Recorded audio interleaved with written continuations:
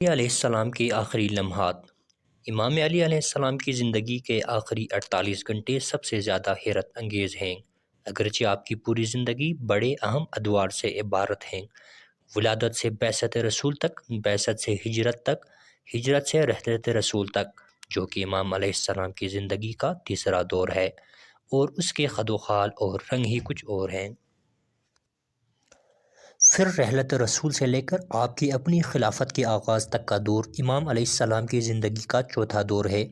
اس کے بعد آپ کی 4.5 سالہ حکومت کا زمانہ ہے، اور یہ بھی آپ کی زندگی کا ایک اور اہم دور ہے۔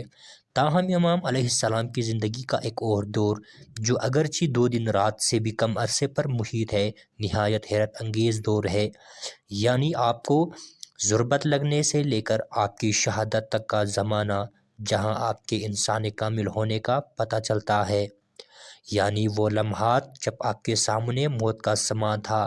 اس وقت آپ نے موت کا سامنا کرنے کے بعد کس رد عمل کا مظاہرہ فرمایا؟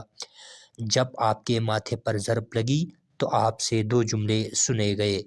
پہلا جملہ تھا فزت ورب الکعبہ، یعنی رب کعبہ کی قسم میں کامیاب ہو گیا، یعنی مجھے شہادت نصیب ہو گئی، اور شہادت میری کامیابی کا ثبوت ہے۔